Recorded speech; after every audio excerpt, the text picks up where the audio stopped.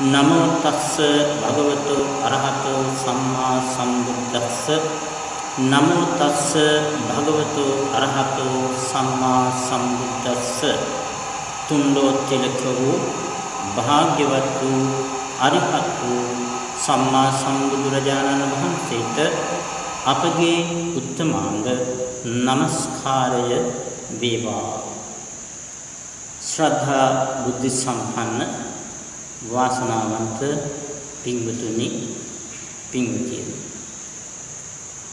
ඔබ අහලා ඇති ධර්මයේ සඳහන් වෙනවා යේ ධම්මා හේතුප්පබවා තේසං හේතුං තථාගතෝ ආහ තේසංච යෝ නිරෝධෝ එවං වාදි මහා සම. මේ ගාථාව විවිධ තැන්වල තියෙන විශේෂයෙන්ම මහා වග්ග පාළියේ හැඳින්වීම තුළ මුල ඔබ දකින්න පුළුවන් බුදුරජාණන් වහන්සේ පිළිබඳ මූලික විස්තරයේ මේකින් එක්වෙන්නේ ධර්මය හොයාගෙන යන තරුණයන් දෙන්නෙක්.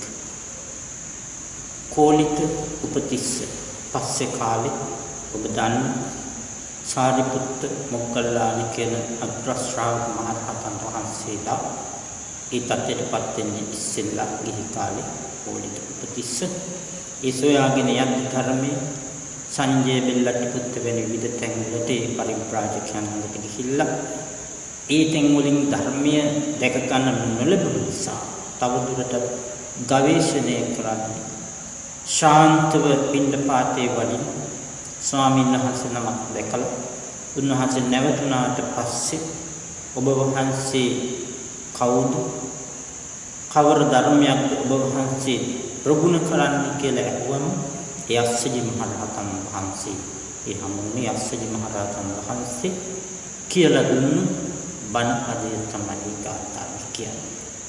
උන්වහන්සේ මහ රහතන් වහන්සේ කිව්වේ යේ ධම්මා හේතුප්පව යම් ධර්මයක් හේතුන්ගෙන් ප්‍රභව වෙනවද හට ගන්නවද තේසං හේතුන් තථාගතෝ ආහ ඒ තථාගතයන් වහන්සේ අන්න ඒ හේතු ධර්මයන් පිළිබඳවත් කියලා දුන්නා. යමක් හට ගන්න හේතු වන කාරණා හේතු ධර්ම නැත්නම් කියන ප්‍රත්‍ය ධර්ම කියලා ඒව ගැන කියලා දුන්නා. ඒ වගේම ඒවායේ නිරෝධය ගැන ඒවා නැති වෙන්නේ කොහොමද කියලා දුන්නා. ඒවං වාදී මහා සම්වේ මහා ශ්‍රමණයන් වහන්සේ ඒ ශාස්ත්‍රුන් වහන්සේ බුදුරජාණන් වහන්සේ අන්න ඒ හේතුව සහ ඵලය පිළිබඳව තමයි කියලා දෙන්නේ. ඒවායේ නැතිවීම තමයි කියලා දෙන්නේ කියලා කිව්වම ඒ බණපදය අහනකොටම සුවන් වටපත් වෙනවා. ඒ තරම් ගැඹුරු කාරණය මේ තුල අන්තර්ගත වුණා වගේම ඒ තරුණයාට ඒ ගැඹුරු කාරණා ටික එක සැනකින් තේරුම් ගන්න පුළුවන් වුණා. ඒ මොකද පෙර සංසාරේ ධර්මයේ සොයමින් ගවේෂණය කරපු නිසා ඒ බණපදයක් අහනකොටම හරියට හිරු එළියදතු නෙළුම් කකුලක් වගේ සිත තුළ තැම්පත් වෙලා තිබිච්ච ඒ ශක්තිය අනිත්‍ය දුක්ඛ අනාත්ම කියන සංස්කාරයන්ගේ ත්‍රිලක්ෂණය හොඳින් වැටුණා. ඉතින් අනේ ඒ වගේ උතුම් ධර්මයක් තමයි ලෝතර බුදුරජාණන් වහන්සේ පෙන්වලා දෙන්නේ.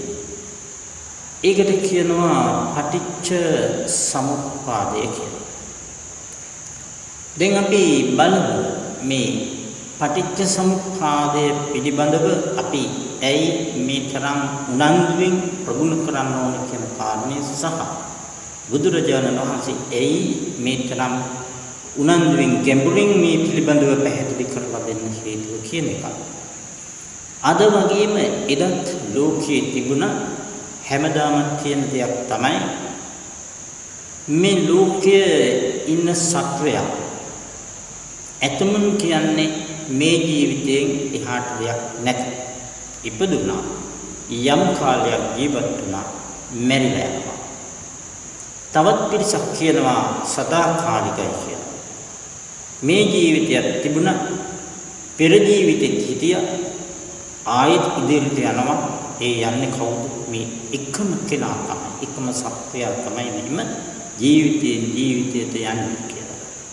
ඉතින් ඔන්න ඔය මතය වෙනස් කරන්න ඕන නිසා තමයි මෙන්න මේ ධර්මතාවය පැහැදිලි කරලා දෙන්නේ. ඒ වගේම ඒ විදියට යම් කිසි කෙනෙක් හිතනවා නම් මේ ජීවිතේ ඉපදුණු සත්‍යය මැරිලා ගියා එයින් එහාට කිසිවක් නැත පරිසරයට ඒ කොටස් ටික දි รา පත් වෙනවා පමණයි කියලා ඒ වැරදි දැකීම නිසා ඕනෑම වරදක් කරන්න. ඒ කර්මයට විපාක නැtei කියන සංඥාව ඒ තුල එන නිසා අන්නේ පාප කර්ම බහුලව සිදු කරගන්න ඒ වැරදි දැක්ම තමයි උච්ඡේද දිට්ඨිය කියලා කියන්නේ. වැරදි දැක්ම. ඒ වගේම මම සදාකාලිකයි මම තමයි මේ ජීවිතයෙන් ජීවිතයට යන්නේ කියලා වැරදි විදියට තේරුම් ගත්තොත් ඒ නිසා මගේ කියන සංඥාව තුළ සාස්වත දෘෂ්ටිය වැරදි දැකීමක් ඇති කරගන්න සදාකාලිකයි කියන එක. ඉතින් ඕක බුදුරජාණන් වහන්සේ දැක්කා මෙන්න මේ දෘෂ්ටි දෙක නිසා එහි මධ්‍යම ප්‍රතිපදාව නොයදෙන නිසා තමයි සත්වයෝ මේ සංසාරේ නැවත උප්පත්තිය ලැබමින් දුක් පීඩාවලට මුහුණ දෙන නිසා මේක පැහැදිලි කරලා දෙන්න බුදුරජාණන් වහන්සේ මේ විවිධ දේශනාවන් සඳහන් කරලා තිබුණා. ඒවා ප්‍රායෝගිකව වඩන්නේ කොහොමද කියලා පැහැදිලි කරලා දුන්නා.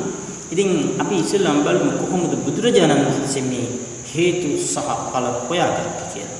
ඔබ දන්නවා විශ්ව සංකේය කල්ප ලක්ෂයක් පුරාවට පාරමී ගුණ පුරුපු බුදුරජාණන් වහන්සේ බෝසතාණන් වහන්සේ බුද්ධත්වයේ පතා. ඒ ගුණ පුරුපු බෝසතාණන් වහන්සේ අන්තිම ආත්ම භාවයේදී කපිලවස්තුපුර සුද්ධෝදන මහරජතුමාගේ පුත්‍රයෙක් විදියටයි ලැබුවේ.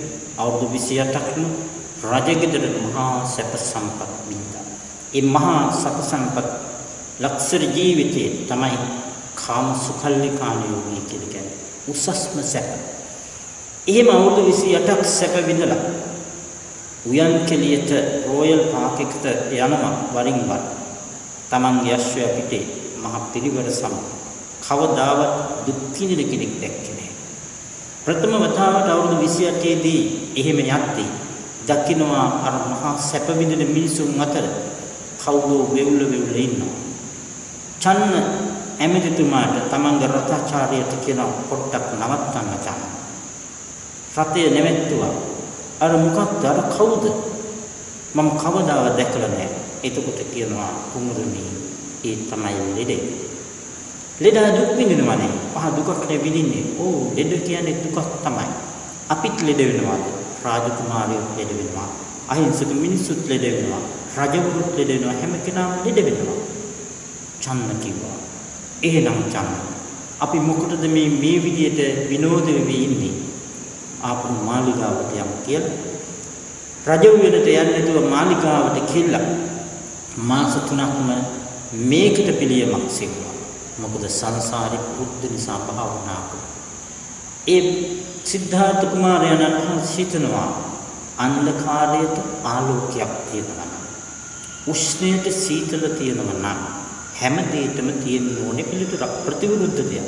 මේ ලෙඩවීම කියලා එකක් ලෝකේ තියෙනවා නම් ලෙඩ නොවීම කියලා ලෙඩ නොවී සිටීම කියලා දෙයක් ලෝකේ තියෙනවා කියලා කල්පනා කරා කියන භාවනා කරා.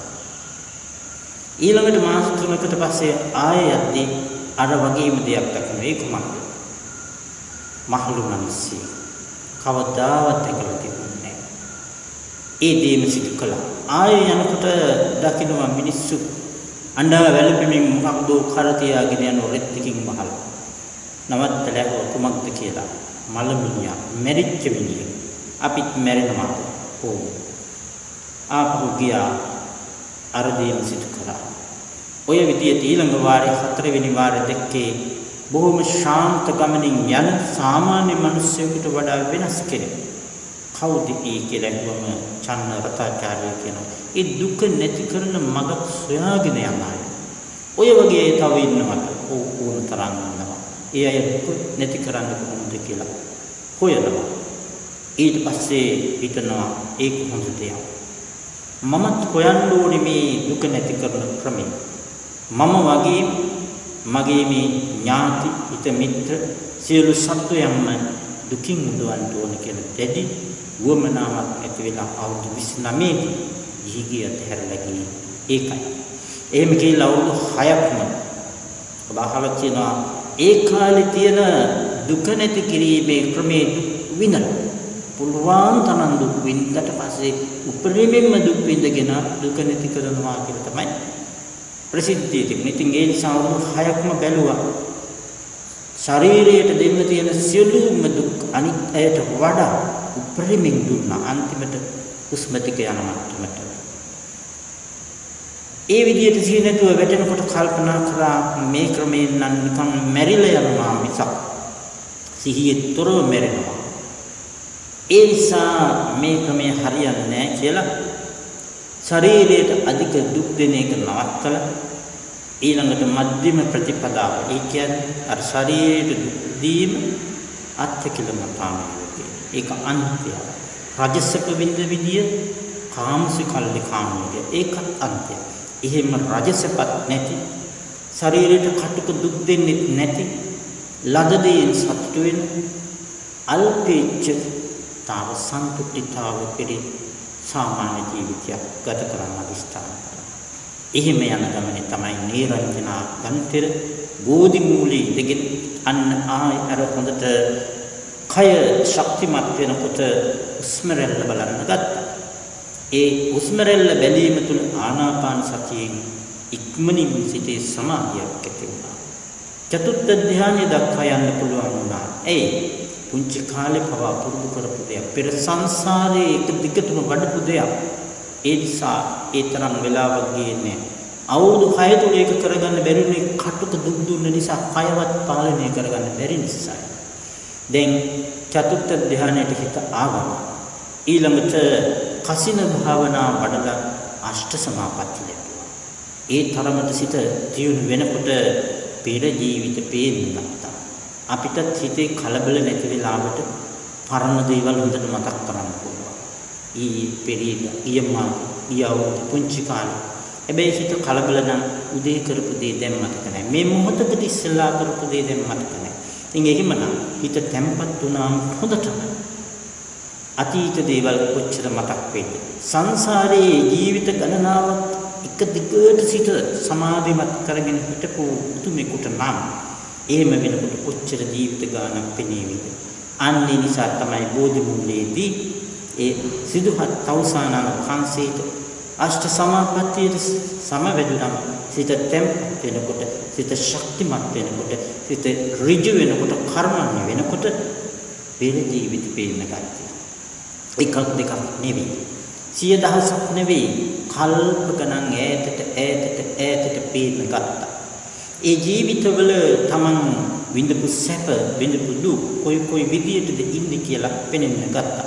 ඒකට කිව්වේ පෙරවිසු කඳ පිළිවෙල, උබ්බේ නිවාසානුස්සති ඥානය කියලා. ඉතින් ඒ දැකලා දැන් මේ ඍජු සිතින් ඒ සිද්ධාර්ථ තාපසයන්න් වහන්සේ සිහි කරනවා හේතු ධර්ම සහ ඵල ධර්ම මොනවද කියන එක. එයි දැන් පේනවා අර පෙර ජීවිත වගේම අනිත් අය ගැන තේරෙනවා. මිනිස්සු මැරෙනවා, මැරුණම ඉපදෙනවා. සත්වයෝ මැරුණම ඉපදෙනවා. ඒවත් පේන්න ගත්තා. එහෙම පේනකොට දකින්නවා හොඳ වැඩ කරපු අය හොඳ තැන්වල ඉපදෙනවා. නරක වැඩ කරපු අය නරක තැන්වල ඉපදෙනවා. සුගතිය දුගතිය. හොඳ කර්ම කිවේ කුසල කර්ම නිසා සුගතියත්, අකුසල කර්ම නිසා දුගතියත් ඇති වෙන හැටි දැක්කා. ඒකට කිව්වා චතුප්පපාත ඥානය කියලා. ඉතින් මෙන්න මේ දෙකනවත් එක්කම මේ හේතු නිසා ඵල හටගන්න හැටි දකින්න ගත්තා. ඒකයි ධර්මයේ සඳහන් වෙන්නේ යදා හවේ පාතු භවಂತಿ ධම්මා ආතාපිනෝ ජායතෝ බ්‍රාහ්මනස්ස අතස්ස කාංකා වප්පයන්ති සබ්බා. අර යම් කිසි භාවනානුයෝගියෙක් තමන් සිත හොඳින් තැම්පත් කරලා මේ ගැන බලනකොට තමන්ගේ හේතු ධර්මයන් හොඳින් ප්‍රකට වෙනවා කියලා. අතස්ස කාංකා වප්පයන්ති සබ්බායතෝ පජානාති සහේතු ධම්මා. ඒ හොඳින් සහේතු හේතු ධර්මයන් දකිනවා කියලා බුදුරජාණන් බෝසතාණන් වහන්සේ සිද්ධාර්ථ තවුසන් වහන්සේට කියනවා හේතු ධර්මයන්. තවදුරටත් ඒ නිසා මේ හේතු ධර්මයන් සහ ඵල ධර්මයන් මෙහෙම මෙනෙහි කරනකොට රාත්‍රී මධ්‍යම යාමේ යනකොට පුන්න හිතට වැටෙනවා මේ හේතු ධර්ම නිසා ඵල ධර්ම ඇති වෙනව නම් හේතු ධර්ම නැති කළ දවසට නැති වෙනකොට ඵල ධර්මයනුත් නැති වෙනවද කියලා නැති වෙනව නේද කියලා. හේතු නිසා ගන්න දේ හේතු නැති වෙනකොට නැති වෙන හැටි ඒ මුගත් යදා හබේපාදු භවಂತಿ ධම්ම ආතාපිනෝ ජායතෝ බ්‍රාහ්මනස්ස අතස්ස කාංකා වප්පයන්ති සබ්බා ඊයතු khයං පච්චානං නවේති. ඒ ප්‍රත්‍ය ධර්ම හේතු ධර්ම ක්ෂය වෙනකොට සිදු වෙනදී ඒ ගුණ පුරණ කෙලස් තවන වීර්යය ඇති බ්‍රාහ්මණතුමන්ට නැත්තම් ඒ බුද්ධිමතාට දැනෙනවා කියලා ඒ සිද්ධාර්ථයන්න් වහන්සේ පිහිටට දැනෙනවා. තවදුරටත් මේවා වඩනකොට ඔන්න අන්තිම වෙලාව වෙනකොට එළි වෙන වෙලාව වෙනකොට තමන්ගේ සිටී සියලුම කෙලස් ධර්ම ආශ්‍රව ධර්ම නැති වුණා කියලා ආශ්‍රව ක්ෂේත්‍ර ඥානය පහළ වුණා. දැන් ඒ සිද්ධාර්ථ තාපසයන් වහන්සේ නෙවෙයි මේ ඊළඟ දවසේ වෙනකොට වැඩ සිටින්නේ ලෞතර සම්මා සම්බුදුරජාණන් වහන්සේ. ඔන්න ඔය හේතුඵල ධර්ම තමයි පසු කාලෙක දුකින් මිදෙන්න කැමති කෙනා සංසාර ගමන යන්න අකමැති කෙනා. මෙන්න මේවා තේරුම් ගත යුතුයි කියන එක තමයි බුදුරජාණන් වහන්සේ ධර්ම දේශනා වශයෙන් අනුශාසනා වශයෙන් දැක්කේ. එහෙම දැක්කට මේක ගොඩක් අමාරු දෙයක් විදියටයි බුදුරජාණන් වහන්සේට තේරුනේ. ඒ නිසා මුලදී ධර්ම දේශනා නොකර ඉන්න සිතම්. ඒක ධර්මතාවයක් වශයෙන් ආරාධනා එනකම්. ඉතින් ආරාධනාවක් ලැබුණු කල ධර්ම දේශනා පටන් ගත්තා. ඉතින් නම් ඒ තරම් අමාරු ඒ තේරුම් ගන්න අමාරු දේ ආනන්ද ස්වාමීන් වහන්සේට නම් වරක තේරුනේ හරිම ලේසි දෙයක් කියලා. බුදුරජාණන් වහන්සේට කිව්වා ස්වාමීනි බුදුරජාණන් වහන්සේ මේ පටිච්ච සමුප්පාදේ හේතුඵල ධර්ම කියන එක ඊතරම් ගැඹුරු දෙයක් පිළියෙල මට වැටහෙන්නේ නැහැ. ඊටම සරලයි නේද කියලා. එහෙම කියන්න හේතුව ආනන්ද ස්වාමීන් වහන්සේ බුදුරජාණන් වහන්සේත් එක්ක බෝසතාණන් වහන්සේත් එක්ක අග්‍රපස්ථායක තනතුර ප්‍රාර්ථනා කරගෙන ජීවිත කොච්චරනම් ආවද ඒ අනුගමනය කළා. ඒ නිසා හොඳට ප්‍රගුණ වෙලා තිබුණ නිසායි සරලව. නමුත් බුදුරජාණන් වහන්සේ කියලා දුන්නා නන්ද එහෙම කියන්න එපා. මේක මහ පැටලිලා හරියට ඒක net එකක් වගේ ලියන්න අමාරුයි. මිනිස්සු පැටලිලා ඉන්නේ මේක තුල ඒකයි ආය ඉපදෙන්නේ දුක් විඳින්නේ. මේක හරියට තෝරගත්තු මේ දැල් මේ net එක ලිහලා දැම්මොත් අන්නේ දාට දුකින් මිදෙනවා කියලා. එහෙම කියලා බුදුරජාණන් වහන්සේ චතුරාර්ය සත්‍ය කියලා පැහැදිලි කරලා දෙන්නේ උන්වහන්සේ තමයි. අර මුලින් කියලා දීපු ගාථාවෙත් කියන්නේ ඔන්න ඔය චතුරාර්ය සත්‍ය තමයි. ඉතින් මේ කියන චතුරාර්ය සත්‍ය ඔබ දන්නවා දුක්ඛ සත්‍ය. ගාථාවේ කිව්වා ඒ ධම්මා හේතුප්පබව. යම් ධර්මයක් නිසා යමක් හේතුවක් නිසා යමක් හට ගන්නවද ඒ කියනවා කියලා. ඒ වගේම මෙන්න දුක්ඛ සත්‍ය කියලා දුක කියලා පැහැදිලි කරලා දුන්නේ මෙන්න මේ හේතුඵල ධර්මය. නැත්තම් පංච උපාදානස්කන්ධ ධර්ම. තවත් ඉදිරියෙන් කියනවා නම් මම නැත්තම් අන් අය අසබලා ඔහු මගේ නෑ ඔය ඔක්කොම පංච උපාදානස්කන්ධ නේද පංචස්කන්ධ. ඉතින් මෙන්න මේ හේතු ධර්මය මේ ඵල ධර්මයන් හේතුවක් නිසා හටගත්ත දේ. එහෙමනම් මේ ධර්ම දේශනා කරන මම ශ්‍රවණය කරන ඔබ හැමදෙනාම මේ හේතුඵල ධර්ම කොට. ඕක තමයි දුක්ඛ සත්‍ය කියලා කිව්වේ. එතකොට එය අවබෝධ කරගත යුතු ධර්මයක් කියලා තමයි බුදුරජාණන් වහන්සේ දේශනා පරිඥාතබ්බ ධර්ම. තේරුම් ගත යුතු ධර්මයක්. මම කියන්නේ කවුද කියලා තේරුම් ගන්න.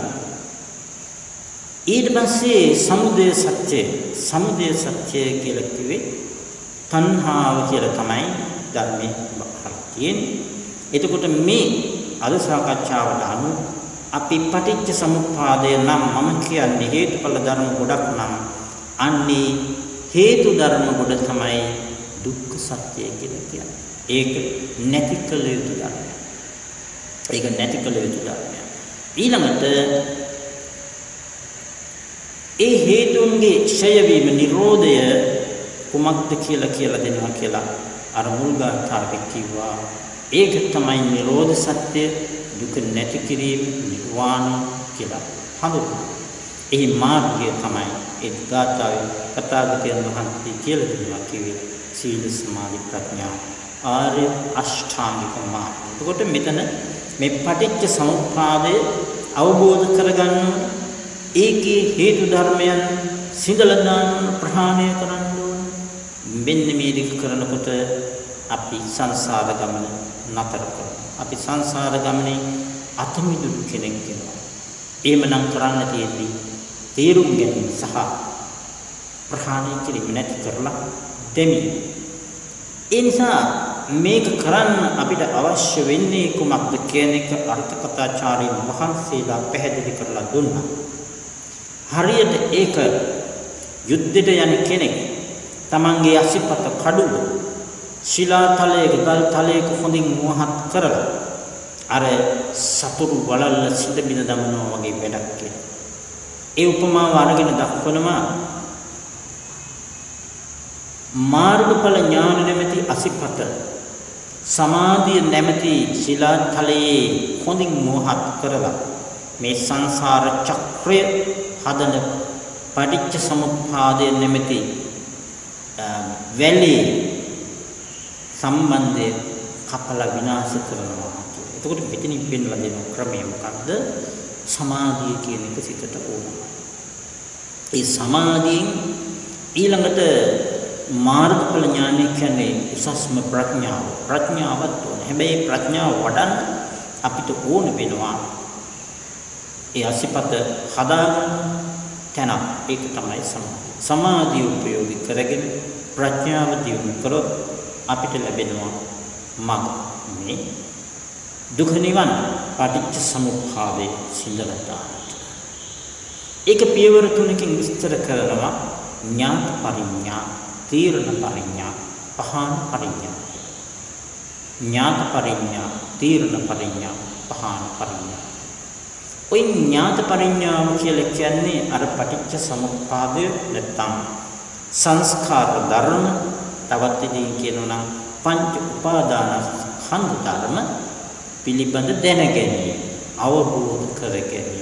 ඒක දැනගන්න ගොඩක් ක්‍රම තියෙනවා. බණ අහලා දැනගන්න පුළුවන්. පොතපත කියවලා දැනගන්න පුළුවන්.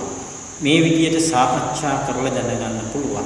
හැබැයි ඒ දැනීම මත භාවනා වශයෙන් වඩන ගම කමඨහන් විදියට භාවනා කියාගෙන ගුරුතුමන්ගෙන් එය ලැබෙමි පියවරින් පියවර එය කරන්න ඕන කියලා. අන්න ඒ ලබන අවබෝධය තමයි ඊටාම වැදගත් වෙන්නේ. ඊළඟට ඒ තුල තියෙනා වූ හේතු ධර්මයන් ප්‍රහාණය කිරීම ඊළඟට සිදු වෙනවා. ඒ කොහොමද? ඒ ඉගෙනගත්තා වූ දේවල් නැවත නැවත එකින් එක මෙනෙහි කරමින් ඒ හැම එකක්ම අනිත්‍ය වශයෙන්, දුක්ඛ වශයෙන්, අනාත්ම වශයෙන් විකතම මෙනෙහි කර. ඒකට කියනවා විදර්ශනාව කියලා. කලින් කරේ විදර්ශනාවට උණු කරුණු හොඳට දැනගත්තා. දෙවෙනි පියවරේදී විදර්ශනා භාවනාව සිදු කරනවා. මෙන්න මේ සිදු කිරීම මේ කියනවා තීරණ පරිඥා. ඊළඟට එයින් එහාට ප්‍රහාණය සිද්ධ වෙනවා. මේ අවස්ථා තුනම ප්‍රඥාවේ අවස්ථා තුනක්. මේ අවස්ථාව තුන ප්‍රගුණ කරනකොට මේ හේතුඵල ධර්මයන් ඇතිවීම අතර වෙනවා. ඒ දවසට කියනවා නිකින් උතුමෙක් රහත් උතුමන් වහන්සේ කියලා. ඉතින් මේ අපි පැහැදිලි කර කරුණු අතර මුලදී අපි කියලා දුන්නා සීලය පිළිබඳ. ඊළඟට අපි කියලා දුන්නා සමාධිය පිළිබඳ. සීලය උපයෝගී කරගෙන සමාධිය සකස් කරගන්න ඕනේ කියලා මතක් කළා. ඒ නිසා සීල විසුද්ධිය, ධිට්ඨි විසුද්ධිය පිළිබඳවයි අපි සාකච්ඡා කරේ. චිත්ත විසුද්ධිය, සීල විසුද්ධිය, චිත්ත විසුද්ධිය. ඊළඟට අපි රූප ධර්මයන් ගැන පැහැදිලි කළා මතකයේ.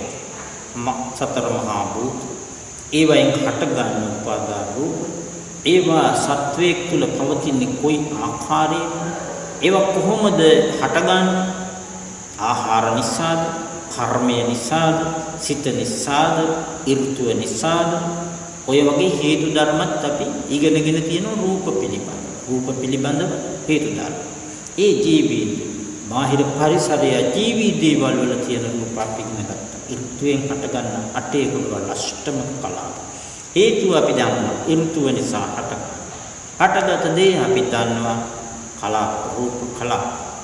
ওই විදිහට දැනටමත් අපි හේතු ඵල ධර්ම යම් ප්‍රමාණයක් ඉගෙනගෙන තියෙනවා. ඊළඟට අපි ඉගෙන ගත්තා සිත් පිළිබඳ. අපිට ඇති වෙන සිත්. කුසල සිත් කියන්නේ මොනවද? අකුසල සිත් කියන්නේ මොනවද? කාමාවචර ලෝකයේ ඇති වෙන සිත් අපි විශේෂයෙන් කතා කරා.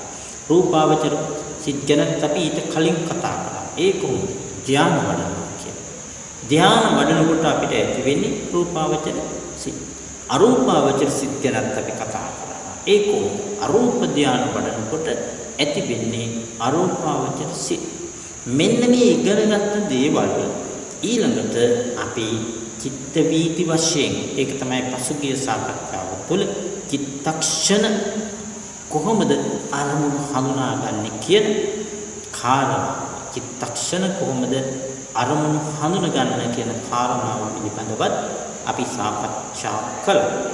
ඊළඟට සමාධිමත් සිතක නම් කොහොමද චිත්තක්ෂණ ඇති වෙන්නේ කියන එකත් අපි සාකච්ඡා කරන්න ඇති කියලා මම හිතනවා. එහෙම නැත්නම් අපි සාමාන්‍යයෙන් කිව්වා සිතක කොටස් දෙකක්, පංචද්වාර වීති, මනෝද්වාර වීති කියලා නැවත මතක් කිරීමෙන් සමාධිමත් සිතක නම් දැන් අනිත් සිත්වල යමක් සිහි කරනකොට මනෝද්වාර වීතියක චිත්තක්ෂණ 10ක් ඇති වෙනවා කියලා කිව්වේ. මනෝද්වාරය සහ ජවන 7යි තදාරම්මන 2යි කියලා. සමාධිමත් සිතක ඇති වෙන්නේ ඒ වෙනුවට මනෝද්වාර චිත්තක්ෂණයෙන් පස්සේ අර පරිකර්ම, උපචාර, අනුලෝම, ගෝත්‍ර සහ ධ්‍යාන කියන චිත්තක්ෂණ පිළිවෙල. නැවත කියන්නම්, සමාධිමත් සිතක් ගන්නකොට රූපාවචර සිතක් ඒ සිතේ ඇති වෙන්නේ මනෝද්වාර වීතිනේ. ඒ චිත්තක්ෂණ වලට ඇති වෙන්නේ මෙන්න මේ චිත්තක්ෂණ. එකක් තමයි පළවෙනි එක මනෝද්වාර චිත්තක්ෂණය. ඊළඟට අපි ඉස්සෙල්ලාගේ ජවන 7ක් කියලා. දැන් ඇති වෙන්නේ පරිකර්ම චිත්තක්ෂණය, උපචාර චිත්තක්ෂණය, අනුලෝම චිත්තක්ෂණය, ගෝත්‍ර වූ චිත්තක්ෂණය. ඊළඟට ධ්‍යාන. දිගටම ඇති වෙන්නේ භාවනාව ඒ මුක්ති නවත්තනකම් කොයි මොහොතක හරි අර්පණා සමාධි විනා ධ්‍යාන චිත්තක්ෂණ. එතකොට ධ්‍යානසිතක් විදර්ශනාවට ලක් කරනකොට තේරුම් ගන්නකොට අර ඇති වෙනවා නැති වෙනවා කියලා අනිත්‍යයි කියලා දකින්න වෙන්නේ මනෝද්වාර සිත, පරිකර්ම සිත, උපචාර සිත, අනුලෝම සිත, ගෝත්‍ර සිත, ඊළඟට ධ්‍යාන සිත. අපි ඔය කොටස මම ගන්න කිව්වේ නැහැ ධ්‍යාන සිතක ප්‍රීතිය මුල් කරගෙන සම්ප්‍රයුක්ත ධර්ම බලන එක තමයි. ඒ නිසා එකත් මේ කාරණයක් හිතට ගන්න. ඉතින් අන්නේ විදියට සෑම සිතකම මේ දේශනාව තුළ ඔක්කොම කියන්න බැරි නිසා කිව්වට පැහැදිලි නොකරට ඇති වෙන්න පුළුවන් මිනිස්සෙක් තුළ ඇති වෙන්න පුළුවන් සියලුම අකුසල් සිත්, ලෝභ, ද්වේෂ, සෑම අකුසල් සිතක් ගැනම චිත්තක්ෂණ වශයෙන් දකින්න පුරුදු කරන්න ඕනේ. එදිනෙදා ජීවිතේ ඇති වෙන සිත් කොච්චර ඒ සිතක චෛසික ධර්ම තියෙනවද කියලා දකින්න පුරුදු කරන්න. ඒ වගේම කුසල් සිත් වල ඒ විදිහටම දකින්න ඇති වෙන සෑම කුසලයකම එක කුසලයෙන් කුසලයේ අනුව සම්ප්‍රයුක්ත ධර්ම වෙනස් වෙනවා. ඉතින් අන්න ඒව හොඳින් ඉගෙනගෙන දැනගෙන කමටහන් වශයෙන් දැකගෙන එදිනෙදා ජීවිතයේ ඒවා විශ්ලේෂණය කරන්න විමර්ශනය කරන්න පුරුදු වෙනවා. ඒක තමයි භාවනාව කියලා කියන්නේ. එහෙම වුණොත් තමයි ඊළඟ පියවරට තීරණ පරිඥාවට යන්න පුළුවන්. ඒව අනිත්‍ය වෙන හැටි දකින්න පුළුවන්. නැතුව ඒ කාරණා නොදැන කොහොමද ත්‍රිලක්ෂණයට නම්. දැන් ඊළඟට අපි අද මේ කතා කරන්න ගත්ත ඊළඟ කොටස මේ කොටස එන්න ගැඹුරු වෙනවා ටිකක් තේරුම් ගන්න අපහසු නිසා හොඳින් අහගන්න සියල්ල විස්තර කරන්න අමාරුයි දේශනාවක් තුල කමටහන් පියවරෙන් පියවර දෙනවා වගේ. ඉතින් දැන් අපි කිව්වා ඔය නාම රූප ධර්මනේ පුරුදු කලේ ඒ පංච උපාදාන ස්කන්ධ කියන්නේ නාම රූප තමයි. එය තවත් ගැඹුරු විදියකට බුදුරජාණන් වහන්සේ පෙන්නනවා අනිවාර්යෙන් දැකගත යුතු දේ හේතුඵල විදියට. ඉතින් මෙන්න මෙතෙන්දී අපි ඉගෙන ගත්ත ප්‍රගුණ කළ චිත්ත වීති අනුව පංචස්කන්ධ ක්‍රමයට කොහොමද හේතු සහ ඵල දකින්නේ කියන එකත් භාවනාව තුළ අපේ ගුරුතුමන් වහන්සේලා විස්තර කරලා දෙනවා විදර්ශනා වැඩිම පිණිස. ඉතින් ඒක කරන්න වෙන්නේ ඔබ කවුරුත් දන්නවා මම සරලව කියන්නම් කාල වේලාවේ හැටියට අපි හැමදෙනාම අපි විශ්වාස කරන ශ්‍රද්ධාව නිසා අපි පෙර ජීවිතයක ඉඳලා මේ ජීවිතයට හැබැයි මම ආවා නෙවෙයි ඒක වරදවා ගන්න එපා මම නෙවෙයි හිටියේ මේ ධර්මය අහන ඔබ නෙවෙයි පෙර ජීවිතේ හිටියේ හැබැයි වෙන කෙනෙකුත් නෙමෙයි අන්න ඒ අදහස් තමයි බුදුරජාණන් වහන්සේ පෙන්නන්නේ තමනුත් නෙමෙයි වෙන කෙනෙකුත් නෙමෙයි යම් කිසි ශක්ති විශේෂයක් එයින් මෙහෙට ඒකට කියනවා කර්ම ශක්තිය කියලා. ඉතින් ඒ අනුව බලනකොට පෙර ජීවිතය තුළ යම් කර්ම ශක්තියක් මේ ජීවිතේ මව් කුසයක උපදින්න උපකාර වුණා. කොහොමද ඒක උනේ? පෙර ජීවිතේ මරණාසන්න මොහොතේ තිබුණු කර්ම ශක්තිය. මරණාසන්න මොහොතේ යමක් මතක් වෙනවා ඕනම කෙනෙකුට. ඒ මතක් වෙන දේ තුළ කර්ම ශක්තියක් තියෙනවා. ඒ කර්ම ශක්තිය අනුව ඊළඟ ජීවිතේ තීරණය වෙනවා. අපි හැමදෙනාටම නරක දෙයක් නම් මතක් වෙලා. විශේෂයෙන්ම අපි ඔබ මේ වගේ උතුම් ධර්මය අනුගමනය කරන හැම කෙනාටම හොඳ කුසල සිතක් මතක් වෙලා තියෙනවා. ඒ නිසා තමයි මෙහෙම බණ අහන්නේ මේවා ප්‍රමුඛ. ඉතින් එහෙමනම් පෙර ජීවිතේ අවසාන මොහොතට ඇවිල්ලා තියෙන්නේ හොඳ කුසල් සිතක්. ඒ කුසල් සිත තමයි මේ ජීවිතේ පළවෙනි සිත බවට පත් වෙන්නේ.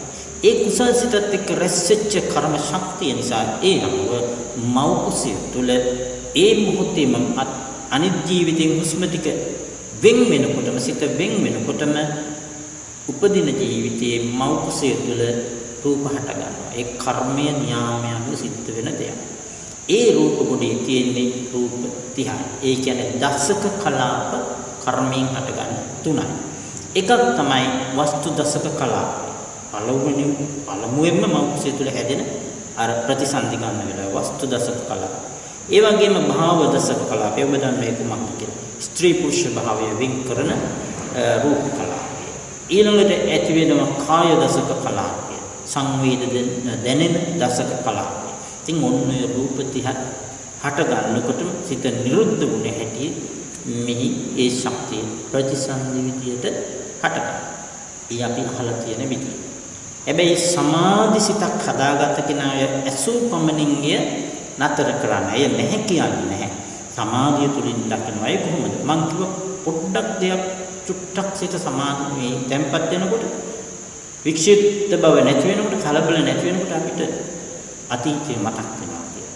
එහෙමනම් හොඳ සමාධියක් හදාගත්තම අපිට ඈතට හිතන්න පුළුවන් අපේ පුංචි කාලේ. එහෙම පුරුදු කරනකොට ටික දවසක් යනකොට මව් කුසිය දක්වාම හිතන්න පුළුවන් වෙනවා. මව් කුසිය තුල ඇති වුණු පළමු සිත කුමක්ද කියලා හිතන්න පුළුවන් වෙනවා. ඊළඟට ඒ සමාධිය තුලින්ම පෙර ජීවිතේ අන්තිම සිත හිතන්න පුළුවන් වෙනවා. අර බුදුරජාණන් වහන්සේට වගේ අපිට කල්ප ගණන් පේන්නේ නැහැ. මහරහතන් වහන්සේලා අග්‍ර ශ්‍රාවක සරියුත් මහමුගලන් මහරහතන් වහන්සේලාට වගේ අපිට පේන්නේ නැහැ ජීවිත ගණනාව. නමුත් අර වගේ දෙයක් දකින්න හොඳ සමාධියක් ඇති වෙනවා. ඉතින් ඊළඟට අපිට තේරුම් ගන්න පුළුවන් අන්තිම සිතට ඒ වගේම අපි මේ වගේ ජීවිතයක් ගත කරනවා නම් ඇති උනේ කාමාවචර කුසල සිතක ත්‍රි හේතුක ප්‍රතිසන්දියක් හට ගන්න සිතක්. ඒ තුල සම්ප්‍රයුක්ත ධර්ම ප්‍රථම මොහොතටයි හිත තියාගෙන අපි බලනවා මොකක්ද මේ වෙන්නේ කියලා. එතකොට ඔබ දන්නවා අන්තිම සිතට පෙර ජීවිතයේ මරණාසන්න සිතට හොඳ සිතක් ආවනම් කුමක්ද ඒ කරපු හොඳ දේ කියලා නැවත මෙනෙහි කරනකොට ඒ කුසාසිත අනුව තමන් කරපු දේ පේන්න ගන්නවා. උදාහරණයක් විදියට අපි හිතමු මෙන්න මේ වගේ ධර්ම සාකච්ඡාවකට සවන් දෙන වෙලාව. අන්තිම මොහොතේ හිතට ආවා. දැන් තමන් බණ අහලා ඉන්නවා ධර්ම සාකච්ඡාව හොඳින් ශ්‍රවණය කරගෙන ඉන්නවා. ඉතින් මේ මරණාසන්න මොහොතේ තමන්ට ඒක චිත්‍රයක් වගේ මැවිලා පේනවා. ඒ මැවිලා පේනකොට මොකක්ද හිතෙන්නේ? මම බණ අහනවා කියලා. එහෙමනේ. දැන් උනත් මම බණ අහනවා. හීනයක් පෙනුනත් පේනවා බණ අහනවා. මම බණ අහනවා. ඒක අනිවාර්යෙන් හිතට එන්නේ එකක්. ඇයි? මම සංඥාව අපි විඳලා නැහැ. අන්නේ මම කියන සංඥාව නිසා ඒ මම කියන සංඥාව නොබිදීමට කියන අවිද්‍යාව කියලා. අවිද්‍යාව. ඊට පස්සේ ඒ මම කියන සංඥාව මට දැඩි බැඳීමක් ඇති කරගන්න. දැන් බලන්න පුංචි ඌඹියෙක් කෑවක් අපි කොච්චර ඉගෙන හිතනවද මේ මට තියෙන බැඳීම නැති. ඉතින් ඔය හුස්ම ටික යන හදනකොට කොච්චර බැඳීමක් ඇති වෙයිද නේද? මං කෙරෙහි බැඳීමක් ඇති වෙනවා. ඒකට කියන උපාදානය කියලා. ඒ වගේම එතන තණ්හාව නිසා උපාදානය හටගන්නේ. තණ්හාවේ වැඩිකම උපාදානය. අවිද්‍යාව නිසා මම කියලා සංඥාව ගත මම නිසා උපාදාන කරගත්ත තණ්හාව ඒකේ තියෙන. මොකක්ද මේ සිත? ලෝභ සිත. මේ ලෝභ සිතේ තියෙන සිතත් එක්ක සම්ප්‍රයුක්ත ධර්ම චෛසික ධර්ම ඔබ ඉගෙනගෙන තියෙනවා 20ක්. එතකොට අපි දැන් දන්නවා ඒක හිතනවත් එක්කම ඊට වඩා තවත් දෙයක් මතක් වෙනවා ධර්ම ශ්‍රවණය. ධර්ම ශ්‍රවණය ප්‍රබලයි. මීට වඩා ඒක ප්‍රබලයි. ඒ සිත කුසාසිත. ඔන්න ඔය සිත් දෙකෙන් ප්‍රබල සිත මූලික වෙනවා. කුසාසිත. එහි තියෙන්නේ චෛසික 34. චෛසික 33යි සිතයි සහිත 34 ගොඩ. ඒකට කියනවා සංස්කාර ධර්ම. කර්ම ශක්තිය. මෙන්න මේ සංස්කාර ධර්මේ නැත්තම් කර්ම ශක්තිය උපයෝගී කරගෙන ඒ කුසල්සිතේ ප්‍රබල බව නිසා මම කියන සංඥාව තුළින් හදාගත්ත දේ නිසා නැවත සසරේ බැඳීමක් වශයෙන් ඊළඟ මව් කුසය තුළ උපත ලබනවා. ඔය කියන චෛතසික ධර්ම සහිත සම්ප්‍රයුක්ත සිත මොකක්ද ප්‍රතිසන්දි සිත 34 ගොඩ. අපි මේ කර්ම කරගෙන භාවනා කරනවා. මේ කාරණේ තමයි මම අද පැහැදිලි කරලා දෙන්නේ. ඊට ටික දීර්ඝ විස්තර.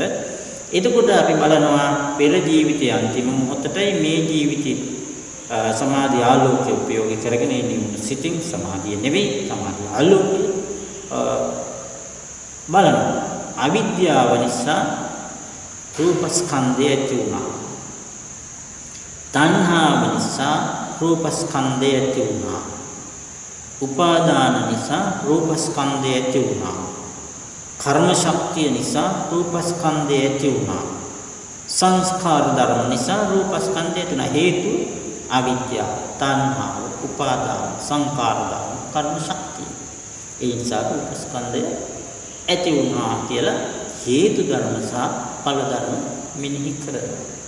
ඒක හොඳට හුරු වෙනකොට ඊළඟට හිතනවා අවිද්‍යාව නැත්තම් මම කියන සංඥාව නැහැ. එහෙනම් රූපස්කන්ධයක් ඊළඟ ජීවිතේට එනවද? එන්න විදියක් නැහැ. මම කියන සංඥාව නැත්තම් තණ්හාවක් නැහැ. එහෙනම් රූපස්කන්ධයක් ඊළඟ ජීවිතේට එනවද? එන්න විදියක් නැහැ. තණ්හාව නැත්තම් උපාදාන නැහැ. උපාදානේ නැත්තම් ඊළඟ ජීවිතේට එනවද රූපස්කන්ධයක්? එන්නේ නැහැ. සංස්කාරද මම කියන සංඥාවෙන් කුසල කරේ නැත්තම් ඊළඟ ජීවිතයට එන්න කර්මත් නැහැ සංස්කාරත් නැහැ. හේතු ධර්ම නැත්තම් ඵල ධර්ම නැහැ. එතකොට උක දිගට මෙනෙහි වෙනකොට හිතට හොඳට පුරුදු වෙනකොට අනිත්‍යයි කියලා ඉබේම හිතෙනෝනේ. හේතු නැත්තම් ඵල නැහැ. ඒකම දුකයි කියලා කියනවා. එහෙමනම් අනාත්මයි. මම කියලා ආත්ම වශයෙන් ගන්න දෙයක්වත් නැහැ නේද? පෙර ජීවිතේ මම නෙවෙයි නම් හිතේ යම් ශක්තියක් වෙනස් වෙවි ආපේ. ඔන්න ඒ විදිහට රූපස්කන්ධය ගැන හිතන්න පුළුවන්. ඊට පස්සේ නාමස්කන්ධ සත්‍යය කියන්නේ මම කියන්නේ නාම රූපනේ නේද? නැත්නම් පංච උපාදානස්කන්ධනේ. රූපස්කන්ධය වගේම නාමස්කන්ධ හතරක් තියෙනවා. මොකද නාමස්කන්ධ හතර කියන්නේ හිතන්න බලන්න.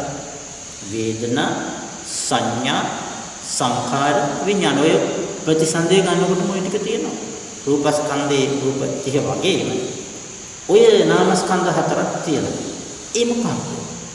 අර පෙර ජීවිතේ මරණාසන්න සිතට අනුව මේ ජීවිතේ ප්‍රතිසන්දි සිතක් හැදුනම ඒ හැදුන එක තියෙන්නේ අර සංප්‍රයුක්ත චෛතසික 33යි සිතයි 34 නාම විදියට චිත්ත චෛතසික මේ තුල තියෙනවා වේදනාව. මොකක් වේද වේදනාව? කුසල සිතක තියෙන්නේ සුඛ වේදනාව නේ. ප්‍රබල කුසල සිත ප්‍රීතිය තියෙන නිසා වේදනාව. අන්න එතකොට අපි වේදනා ස්කන්ධය අර වගේම මෙනෙහි කරනවා. ඒ වේදනා ස්කන්ධය කැඩුනේ අවිද්‍යාව නිසා වේදනා ස්කන්ධය. තණ්හාව නිසා වේදනා ස්කන්ධය. උපාදාන නිසා වේදනා ස්කන්ධය. සංඛාර නිසා වේදනා ස්කන්ධය. කර්ම නිසා වේදනා ස්කන්ධය. හැබැයි අවදිය මේ ජීවිතේ වේදනා ස්කන්ධය නැමැති සිත හැදෙන්නේ වේදනා ස්කන්ධය සහිත සිත හැදෙන උපකාරණේ වස්තු දසක කලාපේ නේද? වස්තු රූපේ නිසා වේදනා ස්කන්ධය. එපමණක් නෙවෙයි සිත අරමුණු කරන දෙයක් තියෙනවා. පෙර ජීවිතේ මරණාසන්න මොහොතට අරමුණු වෙච්ච උපමාව විදියට අපි නිදසුන විදියට ගත්තේ අපි බණහන් අන්නේ රූපස් ආරම්භණිය මෙතනත් වේ.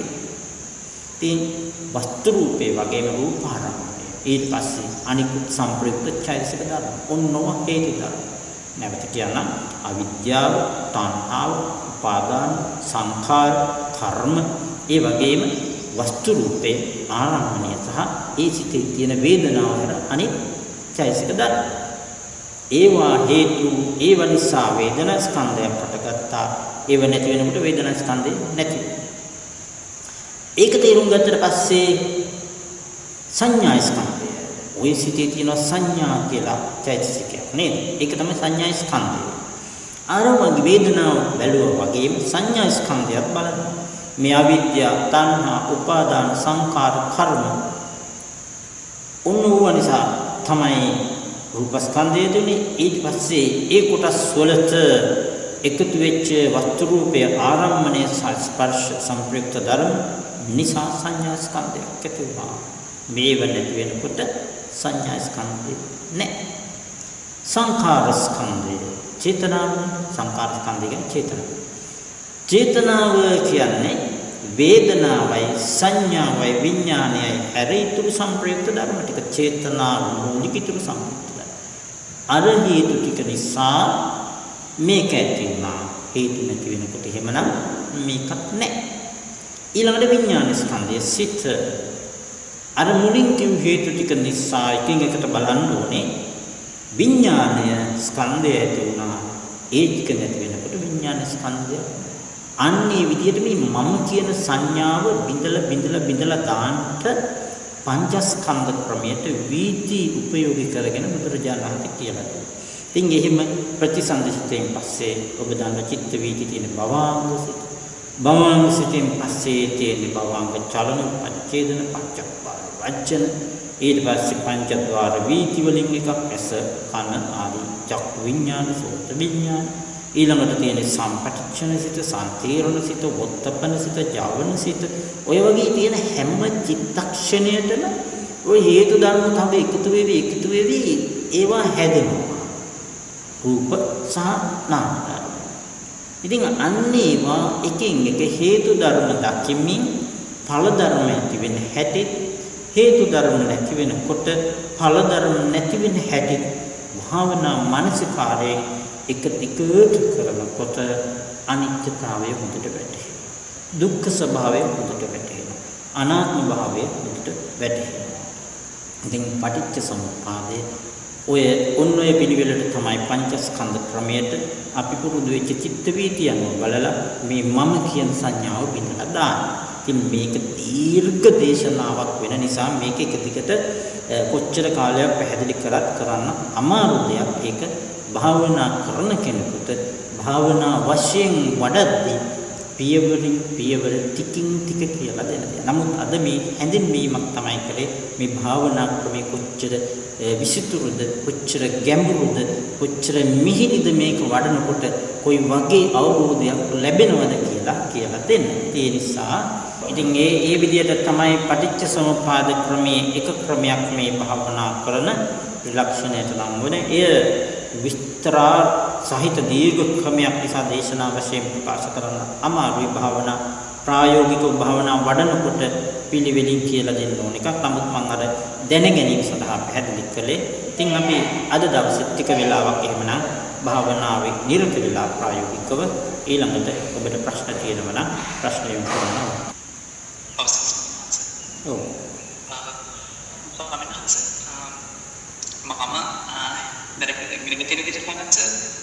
හතර දැන් පුබ්බේ නිවාරණ සතිඥානය වගේ තත්ත්වයකට එන්න කියන්නේ පෙර යෝගී තත්ත්වයකට සංස හතරවෙනි ධ්‍යානයටවත් ගිහිල්ලා තියෙනවා කියලා මම අහලා තියෙනවා සමහරවිට. එතකොට සංස දැන් සමහරවිට නිශ්චය කර පරිදි අර පිරිසිදුක මොහොතේ චිත්තක්ෂණ නිරීක්ෂණය කරන්න ඊට ඉස්සෙල්ලා භවයේ චිත්ත මරණාසන්න මොහොතේ චිත්තක්ෂණය සීකරන්න වගේ මට්ටමකට ඉන්න සමින්හංශ ඔබගේ සතරවෙනි ධ්‍යානයට ගිය කෙනෙක් කළ යුතු භාවනාවක් සාංශ නැත්නම් ඊට වඩා අපිට උපචාර සමාධියක් වගේ දෙයක් ලබාගත් කෙනෙකුට පවා කළ හැකි භාවනාවක් සාංශේ මහන්සි විස්තර කියලා දැනගන්න කැමති සමින්හංශ. පුබ්බේ නිවාසානුසති ඥානයට නම් මම දේශනාවෙම කිව්වා අපේ බුදුරජාණන් වහන්සේ චතුත්ථ ධ්‍යානය ආනාපාන සතියෙන් වඩලා කසින වලින් අෂ්ට සමාපatti වෙලෝ කියලා අරූපාවචර ධ්‍යාන. එතකොට තමයි සවිස්තර කියන්නේ විස්තර සහිතව පෙර ජීවිත පේන්නේ. ඉතින් එහෙම නැතුව වඩපු කෙනෙකුට එහෙම ලැබෙන්නේ නැහැ. නමුත් සාමාන්‍ය සමාධියක් වඩපු කෙනෙකුට මතකය වැඩි නිසා සිහි කරන්න පුළුවන් ශක්තිය වැඩි නිසා ටික පිටිපස්සට හිතනකොට මෞඛුසේ දක්වාම හිතන්න පුළුවන් මතකයක් එනවා. එකවර නෙමෙයි ටික. ඊට පස්සේ මෞඛුසේ සිට කාලයක් තිස්සේ කියන්නේ මේ ටික වෙලාවක් මෙනෙහි කරනකොට හිතට දැනෙනවනේ කොහොමදත් දන්නවනේ කමඨහං ධර්මයෙන් පෙර ජීවිතයේ අන්තිම මොහොතේ සිට කියලා සමාන සිතක් කියලා මෞඛුසේට එන්නේ ඊට ඒ සිත නෙවෙයි ඊට සමාන සිතක්. එහෙමනම් මරණාසන්න මොහොත සිතත් මේකයි කියලා වැටහෙනවත් එක්කම ඒ මොහොතට හිත යනවා. ඊළඟට ඒ සංඥාව අරගෙන මෙනෙහි කරනකොට ටිකක් විස්තර දැක ගන්න පුළුවන් වෙනවා පෙර ජීවිතයේ කර්ම කාරණා ගැන නේද පෙර ජීවිතයේ සියලුම විස්තර පේන පුබ්බේ නිවාසානුසති ඥානය නෙවෙයි මේ කියන්නේ. ඒක ඒ සමාධිය තියෙන කෙනාට. උපචාර සමාධිය තියෙන කෙනාට කාලයක් ඔය උපචාරය උපයෝගී කරගෙන මේවා වඩනකොට ඒ සමාධිය දැඩි වෙනවා. එතකොට එයාගේ ශක්තිය සිහි කිරීමේ ශක්තිය වැඩි වෙනවා. අන්න එතකොට ටික කලක් ගිහිල්ලා ඔය මට්ටමට එන්න පුළුවන්. දැන් උතෙන්ට එන්න මේ පටිච්ච සමුප්පාද පංචස්කන්ධ ක්‍රමයට බලන ක්‍රමයට එන්න තව ඉස්සරහ තව කොච්චර දේවල් කරන්න තිබුණාදනේ අපි මේ දේශනාවකින් කිව්වට රූප මෙනෙහි කරන්න තියෙනවා, ඒව හඳුනා ගන්න තියෙනවා, නාම ධර්ම මෙනෙහි කරන්න තියෙනවා, ඒව චිත්තක්ෂණ වශයෙන් උච්චර බලන්න තියෙනවාද? මේ අවුරුදු ගානක කොටසක් තමයි මේ මම මේ පැයකින් දෙකකින් කෙටියෙන් කියන්නේ. ඉතින් සමාධිමත් සිතක් තියෙන කෙනාට නම් එච්චර දිග කලක් මේක යන්නේ නැහැ. මාස 3කින් 4කින් දැන් චිත්ත වීති බලන්නත් මාස 3-4ක් යනවා. සමාධියක් හොඳට වැඩි කෙනාට. නැත්තම් අර හැම එකක්ම මේ අතීත වර්තමාන හැම එකක්ම මෙනෙහි කර මතක් කර ඔක්කොම මිදින්න ඕනනේ. ඉතින් ඒකයි. ඉතින් මේ උපචාර සමාධිය තියෙන කෙනා වුණත් අඛණ්ඩව කරගෙන යද්දී හොඳ සමාධි මට්ටමකට වැඩෙනවා. ඇයි කෙලෙස් එන්න දෙන්නේ නැහැ. ඒ නිසා. පැහැදිලිද? එහෙමයි සම්මානස බෙහෙත් පැහැදිලි. බෙහෙත් කුසලත් වචනස්තරන් සත්‍යයි. තවත් ප්‍රශ්නයක් තිබාට සාදු වහන්සේට අප්‍රමාණ කුසලත් වේවා. අදත් තාගමු එක්සියුම් කාරණා අපට ලැබී තියෙන කාලයට ඉතා සංක්ෂිප්ත කරලා මනාව විස්තර කරලා පැහැදිලි කරන්න ලැබුවා. වහන්සේට අප්‍රමාණ කුසලත් වේවා. එතන සම්මානස්ට ඒ වගේම කියන අවස්ථාව ලබා දෙන්න ඕන පටිගත කර මේවා දේශනා අන්තර්ජාලයෙන් WhatsApp තාක්ෂණය හරහා සහ YouTube ඔස්සේ ඔබට පරිවර්තනය කරන්න පුළුවන්. එතන සම්බන්ධ අද දින දේශනාව නිමාකරට වහන්සේට ආරාධනා කරනවා. හොඳයි. හැම දිනකටම අනන්ත බුදු ගුණ දහම් ගුණ සංඝ ගුණ බලය පිහිට ලැබේවා. අද දවසේත් අපි ඊටමත් වටිනා ධර්ම සාකච්ඡාවක් කළේ. ඉතින් ඒ සාකච්ඡාව තුලින් ජනිත කරගත් සියලු කුසල ශක්තියට ත්‍රිවිධ රත්නයේ සූස්ති මහා ගුණ සත්‍යානුභවය එකතු වෙලා අද දවසේ විශේෂයෙන්ම මේ ධර්ම සාකච්ඡාව සඳහා බරපැන උසුලන්නේ ලන්ඩන් ශ්‍රී සම්බෝධි භාවනා මධ්‍යස්ථානයේ දායක දෙපළක්වන ප්‍රීති පීරිස් මහත්මිය සහ නිමල් පීරිස් මහත්මයා කියලා හඳුන්වනවා. ඉතින් මුලින්ම අපි මේ මහත්මීන්ට ආශිර්වාද කරනවා. නිදුක් නිරෝගී සුව දීර්ඝායුෂ වේවා. උසස් ලෙස මේ චතුරාර්ය සත්‍ය ධර්මය අවබෝධ කරගන්නට ශක්තිය වාසනාව ලැබේවා කියලා එතුමන්ගේ ප්‍රධාන අරමුණු වශයෙන් සඳහන් කරලා තියෙනවා. ළඟදී උපන්දින සමරන ලද ආදරණීය දියණිය දමිත්‍රී සහ බෑණනුවන් වන සන්දිත් පුතා වෙනුවෙන් රත්නත්‍රයේ ආශිර්වාදය ලබා දෙනවා කියලා. ඒ වගේම ඒ දෙදෙනාගේ ආදරණීය දියණියන් දෙදෙනා වෙන සිරිනා සහ කාය දුවණියන්ට ආශිර්වාද කරනවා කියලා සඳහන් කරනවා. ඉතින් මේ ආශිර්වාදයන්ට අපි එකතු කරමින් ඔබ සෑම දිනකටම අනන්ත බුදු ගුණ දහම් ගුණ සංඝ ගුණ බලයෙන් සියලු ශක්තිය වාසනාව ධෛර්ය වීර්ය වැඩේවා මේ චතුරාර්ය සත්‍ය අවබෝධ කරගන්නට ජීවිතවට ඇති කරදර බාධක සියලු දුරීභූත වේවා නිවන් පිණිසම වේවා කියලා අපි ආශිර්වාද කරනවා. ඒ වගේම මේ පින්වත් මහත්මීන් සඳහන් කරනවා අපවත් වී වදාළ අතිපූජනීය දරණාගම කුසල ධම්ම ස්වාමීන් වහන්සේට සම්මා සම්බුද්ධත්වයේ පිණිසම මේ පින හේතු වාසනා වේවා කියලා අපි ඒ ආකාරයෙන්ම ප්‍රාර්ථනා කරන අතර අපගේ ගුරුතුමන් වහන්සේ වෙන වහන්සේලා වන කඩවැද්දුවේ ජිනවංශාභිදාන සම්ද්‍රයන් වහන්සේ නාවිනේ අරියදම මහා ස්වාමීන් වහන්සේලා වැනි ශ්‍රේෂ්ඨතුමන් වහන්සේලාට මේ විතර ශක්තිය සම්මා සම්බුද්ධත්වයේ පිණිසම හේතු වාසනා වේවා කියලා අපි පින් අනුමෝදන් කරනවා. ඒත් එක්කම සජීවත්ව වැඩ සිටින අපගේ සියලු ගුරුතුමන් වහන්සේලා අතරද මියන්මාරදී සේවයට සිටින ශ්‍රේෂ්ඨ ගුරුතුමන් වහන්සේ ආචින්න මහා සියාදු ස්වාමීන් වහන්සේට අපේ වර්තමාන උපන්ධ්‍යාන වහන්සේ වන අතිපූජනීය විචිල ජනානන්ද මහා ස්වාමීන් වහන්සේට ඒ වගේම ඔබ ආයතනයේ ඔබට උපකාර කරන මනුල්ලි මහා නාම ස්වාමීන් වහන්සේට පස්සමාදම් වැඩ සිටිනා වූ අපරකේ ධම්මානන්ද මහා ස්වාමීන් වහන්සේට සියලු ස්වාමීන් වහන්සේලාට අපි මෛත්‍රියෙන් ආශිර්වාද කරනවා. ඒත් එක්කම අපි සියලු සත්වයන්ම නිදුක් වේවා නිරෝගී වේවා සුවපත් වේවා කියලා ප්‍රාර්ථනා කරමු. සම්බන්ධීකරණයෙන් උදව් උපකාර කර කට්ටුඹුවාගේ පියරතන ස්වාමීන් වහන්සේ සහ දේශකයන්න් වහන්සේට ආශිර්වාද කරන බව ඒ සදැහැති ප්‍රීති පීරිස් මහත්මිය සහ නිමල් පීරිස් මහත්මයා සඳහන් කරලා තියෙනවා. ඉතින් මේ කුසල ශක්තිය අප සෑම දිනකටම වහවහ මේ සංසාර දුකින් ඈතර වීම පිණිසම හේතු වාසනා වේවා කියලා අපි නැවතත් දීපත් කරනවා. හැම දිනකටම තෙරුවන් සරණයි.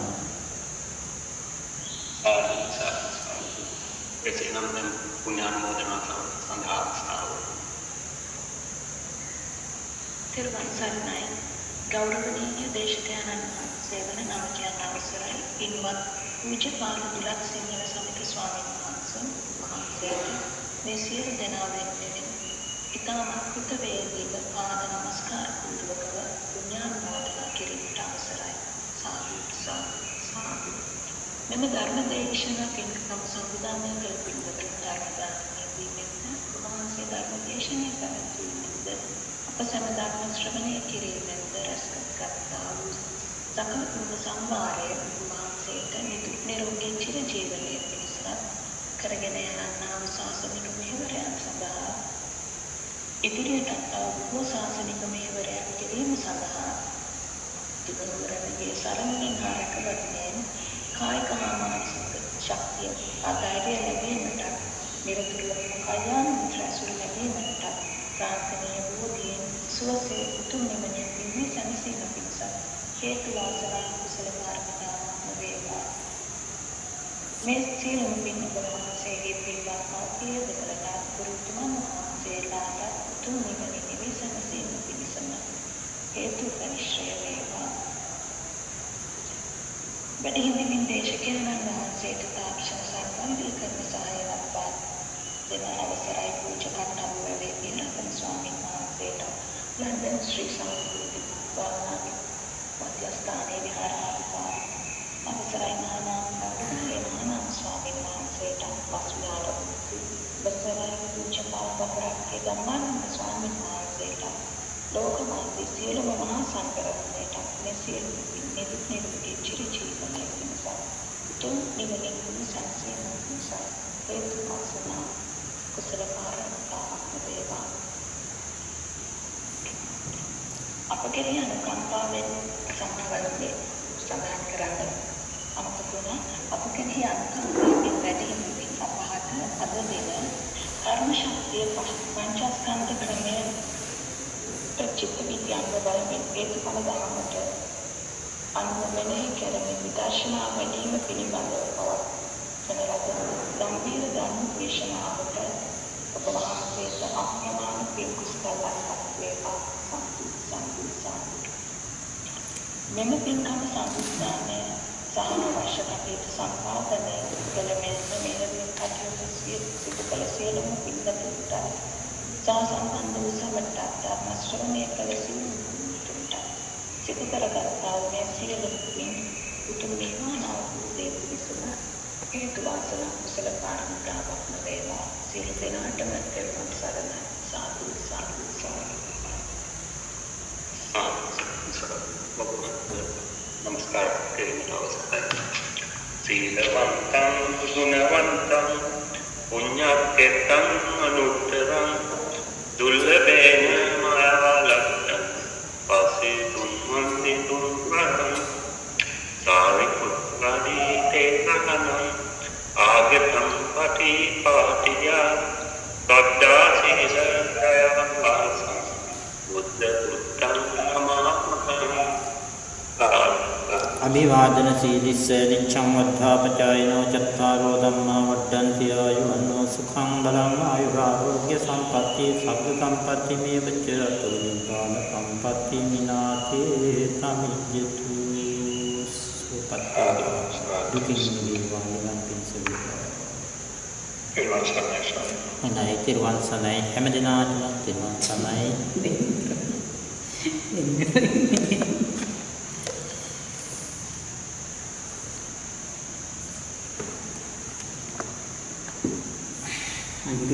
කළා නෑ කියලා නේද?